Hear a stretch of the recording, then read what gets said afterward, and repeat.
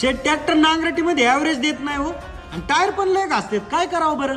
बर, तुमच्या ट्रॅक्टरच्या टायर मध्ये पाणी फुल असत ना एकदम? हा, एकदम फुल भरले, एकदम टाक. आणि त्या सीटाच्या बाजूचा हायड्रोलिकचा लिव्हर ते एकदम खाली सोडला असत ना? ती पट्टी ना, हा ती एकदम खाली सोडून दिलेली. आणि टॉप लिंक कोणत्या होल मध्ये लावली बरं? 1 2 हा 3 होल आहेत आणि सगळ्यात वरच्याला लावून टाकलेली ती. हा, एकदम बरोबर. बरं आता मला सांगा, असं जर वापरला चुकीचा तर कसा काय ॲव्हरेज देईन बरं ट्रॅक्टर? एवढूसा होतं तेव्हापासून ट्रॅक्टर वापरतोय. सगळेजण असंच वापरतात राव. अच्छा, मग मला सांगा, तुमचे टायर एक समान घासलेत का? नाही राव, मध्ये जास्त घासलेत आणि साईडनी नक्षी तशीच आहे. टायरला मध्ये कट पडलेत आणि बटन पण उडलेत बरं का काही ठिकाणी. तर मित्रांनो, नांगरटी सारख्या शेतीच्या कामामध्ये हवा आणि पाण्याचं योग्य प्रमाण म्हणजे वॉटर बॅलेन्सिंग ही डिझेल कन्झम्पशन आणि टायरचा घसारा किंवा त्याची लाईफ यासाठी अतिशय महत्त्वाची गोष्ट आहे. म्हणून मी नेहमी सांगत असतो की टायरमध्ये 75% पाणी आणि 25% हवा भरणं गरजेचं आहे.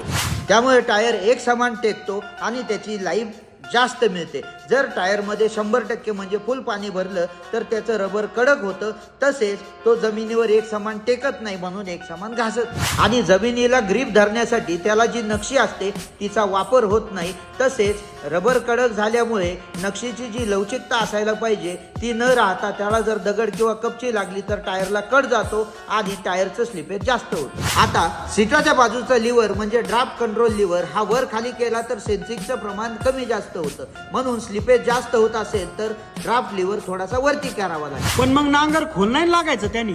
चूक. नांगराची खोली किती ठेवायची ते पोझिशन कंट्रोल म्हणजे मरगाडाच्या बाजूचा लिव्हर ठरवतो. पण मग सीटाच्या बाजूचं किती वर ठेवायचं? एकदम सोपी आयडिया करायची. पलीकडच्या लिव्हर पूर्ण खाली सोडून नांगर जमिनीवर टेकवायचा. मग सीटाच्या बाजूचा लिव्हर हळूहळू थोडा थोडा करत वर घेत यायचं. एका ठिकाणी आल्यानंतर नांगर आपोआप वरती उचलायला चालू होईल. ती झाली तुमची झिरोची सेटिंग. मग रानानुसार तुम्हाला पहिल्या मुरडाणात कळेल की तुमचा लिव्हर कुठं ठेवायचा.